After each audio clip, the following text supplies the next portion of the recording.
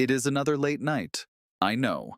I was actually about to record this episode a couple of hours ago when everything changed. New information started trickling in. Then more came. Then statements. Then counterstatements. And I made the decision to hold off because if we're going to do this, we're going to do it right. We're going to do it with as much verified information as possible. And tonight, I have a lot for you on the Nancy Guthrie investigation. First, thank you to all of you who subscribe and support independent journalism. It matters more than ever. And if you're new here, hit that subscribe button. It genuinely helps. It allows me to keep digging, keep asking questions, and keep bringing you everything that official briefings sometimes don't. Now let's get into it.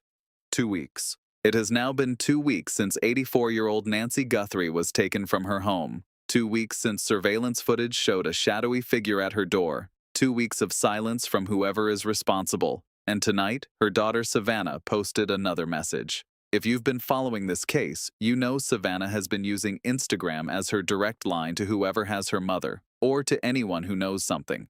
Her earlier messages addressed ransom possibilities. Those tones have shifted. Now, the appeal feels more personal, more direct, more raw. She appeared on camera, clearly exhausted, clearly grieving, but holding on to hope with everything she has left. "It is never too late," she said. "You're not lost or alone. It is never too late to do the right thing." That is not a scripted plea. That is not polished. That is a daughter trying to reach someone who may have committed something terrible, and hoping that somewhere, buried under whatever darkness led to this, there is still a conscience. You can see the trauma in her face. You can see what 2 weeks of uncertainty does to a family. And what struck me most is this. There is still hope in her voice. That is extraordinary. Now, while Savannah is pleading for mercy, the FBI has done something unusual. They issued a statement. If you've followed federal investigations before, you know this is not common. The FBI typically works in silence. They do not update the public unless absolutely necessary. So when they provided a statement to NewsNation regarding the gloves, yes, the gloves, it raised eyebrows. Let me slow this down for you, because every detail matters. According to the official statement, the gloves were not discovered inside the house. They were not tucked away in a drawer or hidden under debris. They were found nearly 2 miles away from the Guthrie residence, lying in an open field near the roadside. Not in someone's backyard, not in a secured evidence locker. Out there, exposed, abandoned. 2 miles is not an accident. 2 miles suggests movement. It suggests someone leaving in a hurry, or someone trying to create distance between themselves and something they did not want found. The gloves were located in a patch of land just off the road, the kind of place most drivers pass without a second glance, a stretch of ground where trash sometimes collects, where the wind carries things that do not belong. But this was not random debris. These gloves stood out enough for someone to notice, and once they were noticed, everything shifted. The Pima County Sheriff's office moved quickly. The gloves were collected carefully, treated as potential evidence from the start. Chain of custody matters in cases like this. Every hand that touches an item, every transfer, every seal. If you lose control of that process, you lose credibility. And they knew that. Instead of sending the gloves to a standard local facility, they were rushed overnight to a private forensic laboratory in Florida. Overnight. That tells you something about urgency. This was not routine backlog processing. This was not, "we'll get to it next week." This was immediate. Time matters in investigations. The faster you process biological material, the better your chances of getting a usable DNA profile. Degradation can happen, contamination can happen, so when they shipped those gloves across state lines, they were racing the clock. Within 24 hours, the FBI had preliminary results. 24 hours. That kind of turnaround is fast. It suggests that whatever was recovered from the gloves, skin cells, sweat, trace biological material, was viable. Something was there, enough to generate an early profile. But here's where it gets tense. Preliminary results are not final results. The FBI is still waiting for quality control confirmation. That means the lab has to verify that the DNA extraction, amplification, and analysis meet strict forensic standards. No contamination, no mixed sample misreads, no procedural errors. Every base pair has to be accounted for. Every marker has to align. Because once that DNA profile is uploaded into CODIS, the combined DNA index system, there's no room for doubt. CODIS is not just a database, it is a nationwide network. It compares DNA profiles from crime scenes against millions of offender profiles and unsolved case samples stored across the country. One upload can trigger a hit, and a hit can change everything. If there's a match, investigators could have a name. If there's no match, that's a different kind of clue. It could mean the person has never been arrested before, never convicted, never entered into the system. And until quality control signs off, everything hangs in suspension. Think about the sequence here. Gloves found 2 miles away, collected, shipped overnight. Preliminary DNA profile generated in 24 hours. Final verification pending.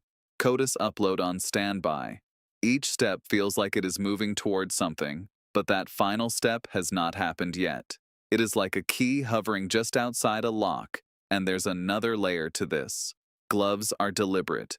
People wear gloves when they do not want to leave fingerprints. That's not accidental behavior. That suggests planning. But gloves can still betray someone. Skin cells get trapped inside. Sweat accumulates. DNA does not need much. If the person who wore them assumed they were protected, that assumption may now be collapsing under laboratory lights hundreds of miles away. Right now, everything depends on quality control confirmation. Once that clearance comes through, the DNA profile will be uploaded into CODIS. And then, the waiting begins again, this time for a potential match. Maybe the system stays silent, or maybe it lights up. And if it lights up, the 2-mile distance between the gloves and the Guthrie residence suddenly would not feel like much space at all. Now, let's pause there. 16 gloves. Investigators collected approximately 16 gloves in various areas near the home. Most of them appear to be discarded search gloves, gloves used by searchers combing the area and discarded afterward. That is important context. Because earlier reporting, some of it breathless, suggested a glove had been found inside the house. That was incorrect. Authorities quickly clarified the gloves were not inside the home. But here's the key. One glove recovered does appear visually similar to the glove seen in the surveillance footage of the suspect. Visually similar. That does not mean DNA has matched anyone. That does not mean investigators have identified a suspect. It means the glove resembles what was seen in the video. Now let's slow this down and really unpack why the FBI chose to emphasize 2 specific words: quality control. Because when federal investigators highlight something in a public statement, it is never casual, it is deliberate. In forensic science, quality control is not just a bureaucratic checkbox. It is protection, it is armor. It is the difference between a case that survives in court and a case that collapses under cross-examination. When a piece of DNA evidence is processed, the science is only half the story. The other half is documentation. Every single person who touches that evidence is logged. The time, the date, the reason, the transfer. Nothing is informal. Nothing is assumed. That record is called the chain of custody. And in court, chain of custody becomes a battlefield. If a defense attorney can show that evidence sat unattended, was mislabeled, was transferred without documentation, or was handled by someone not authorized, even briefly, they will attack it. They do not need to prove the evidence was contaminated. They only need to create doubt that it could have been. That doubt is enough. So when the FBI says they are awaiting quality control confirmation, what they're really saying is this: we are making absolutely certain that this DNA profile can withstand scrutiny from the most aggressive defense team imaginable. Quality control in a forensic lab involves multiple layers: the initial extraction of DNA from the sample, the amplification process, where specific genetic markers are copied and strengthened for analysis, the separation and detection phase, the interpretation of the resulting profile. But it does not stop there. Another qualified analyst typically reviews the work independently. Reagents are checked, controls are examined to ensure no contamination occurred during testing. Negative controls must show 0 foreign DNA. Positive controls must behave exactly as expected. Any deviation raises red flags. Contamination is the silent threat in DNA analysis. A stray skin cell, a lab tech's accidental touch, cross-transfer from another sample processed in the same batch. Modern labs are designed to prevent this, but prevention alone is not enough. verification is required. That's where quality control comes in. Before a DNA profile is uploaded into CODIS, the combined DNA index system, it must be clean, complete, and defensible. Once it is in the system, it becomes searchable nationwide. If there's a match, that match can change the trajectory of an entire investigation. But if that profile is later challenged and found flawed, the damage can be catastrophic. So the FBI waits. Because precision now prevents disaster later. And then there's CODIS itself. CODIS is not just a database. It is one of the most powerful investigative tools in modern law enforcement. Operated by the Federal Bureau of Investigation, it links local, state, and federal DNA records into a single searchable network. As of the FBI's most recent published data, CODIS contains over 19 million offender DNA profiles. That means individuals convicted of qualifying crimes whose genetic information has been entered into the system.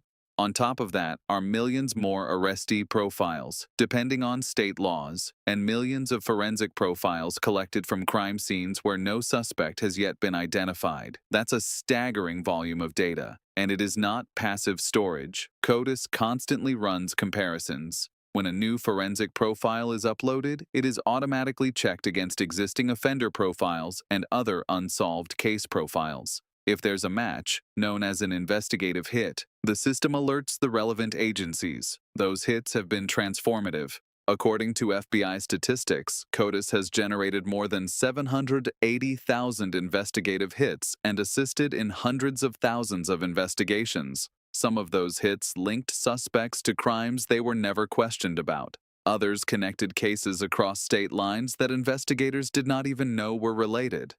Sometimes a hit solves a cold case that's been dormant for decades. But here's the crucial detail. A CODIS hit is only as strong as the profile entered. If quality control fails, if a profile is partial, contaminated, or improperly interpreted, a defense attorney can challenge the reliability of the hit itself. That's why labs are obsessive about verification before submission.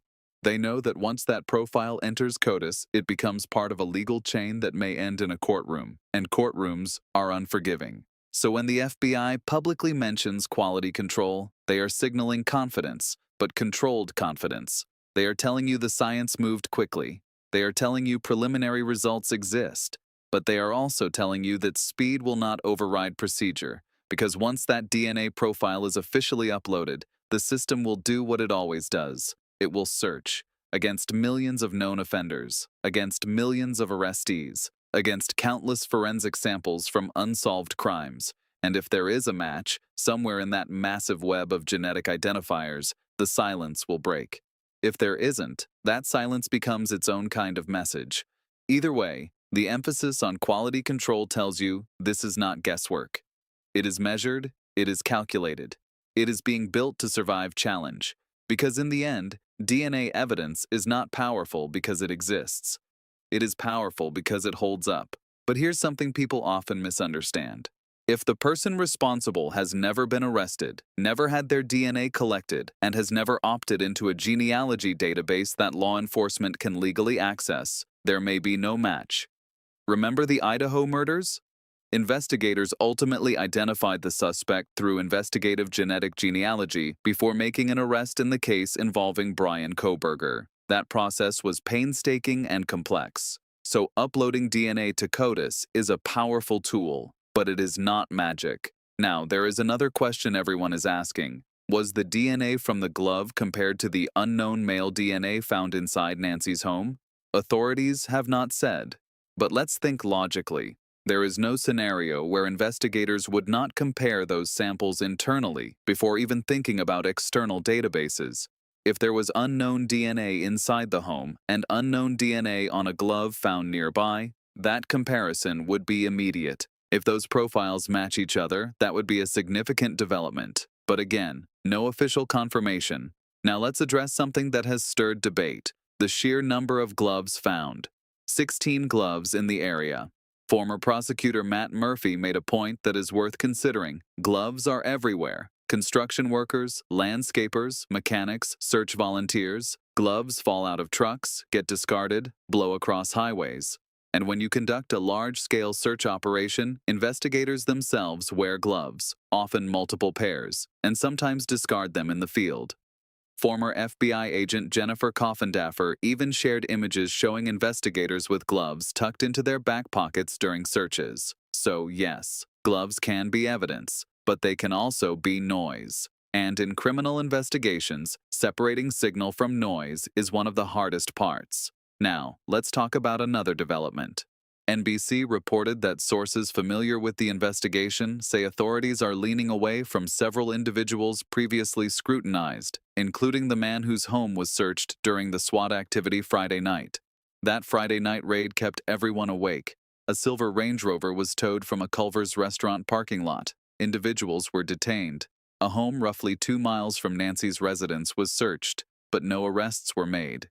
NBC's reporting suggests investigators may be moving away from those individuals. However, other local reporting indicates DNA testing is still being conducted on evidence connected to that Range Rover. Do you see the tension?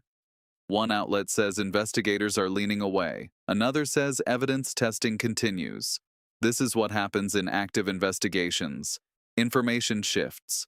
Leads are pursued, then abandoned, then revisited. It does not mean incompetence. It means complexity. Meanwhile, another angle has emerged. Some sources have suggested investigators are exploring the possibility that this was a burglary gone wrong, not a planned kidnapping, but a break-in that escalated. That theory would align with reports of increased nighttime car break-ins in the area.